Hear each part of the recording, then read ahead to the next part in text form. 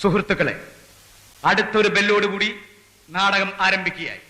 Urvashi theatres അഭിമാന പുരസ്സരം കാഴ്ചവെക്കുന്ന കച്ചറ. എന്താ പരിപാടി? ഞാനിവിടെ എന്റെ ഹസ്ബൻഡ് ഇന്ന് വൈകുന്നേരം വരും. അതാ ഞാൻ പറഞ്ഞു, മൂപ്പര് വന്നിട്ടാണോ പരിപാടി? ഓ, ആ പരിപാടി അങ്ങനെയൊന്നുമല്ല.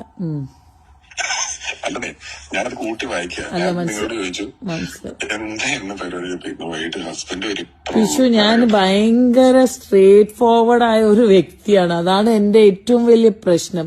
നമ്മൾ ശരിയാക്കാം. ഇപ്പോൾ രണ്ടുപേർ തമ്മിലുള്ള ശബ്ദ സംഭാഷണം പുറത്തു വന്നിട്ടുണ്ട്.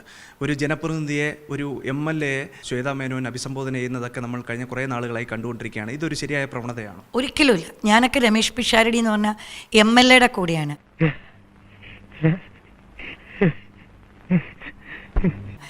അല്ലെങ്കിൽ തന്നെ അദ്ദേഹം ഒരു MLA ആണ്.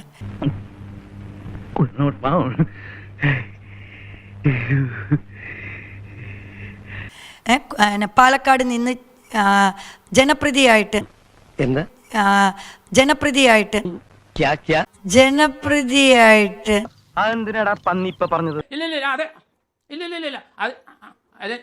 പിഷു പിഷു എന്നാണ് വിളിക്കുന്നത്. അത് വല്ലാത്തൊരു പിഷു വിളിയായിപ്പോയി.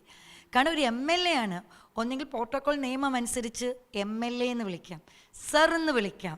അക്ഷരം മാറിയൊന്നുമില്ലല്ലോ. ഇതുപോലും വിളിക്കാതെ അദ്ദേഹം അതുപോലും പറയാതെ ശ്വേത ചേച്ചിയോട് പിഷു എന്ന് വിളിച്ചപ്പോൾ തിരുത്താൻ പോയില്ല. അവിടെയാണ് ഇപ്പം എനിക്ക് മനസ്സിലായി, ഈ കാലഘട്ടത്തിൽ നമ്മൾ ആരൊക്കെ എവിടെയൊക്കെ നിർത്തണം. നിർത്തേണ്ടടുത്ത് നിർത്തിയില്ലെങ്കിൽ നമുക്കത് തിരിച്ചടിയാവും. വളരെ മോശം. ഞാൻ പോയി വരട്ടെ മക്കളെ. 2-ാം തീയതി വരാം. ഏത് മാസം? എല്ലാ മാസവും 2-ാം തീയതി ഉണ്ടല്ലോ.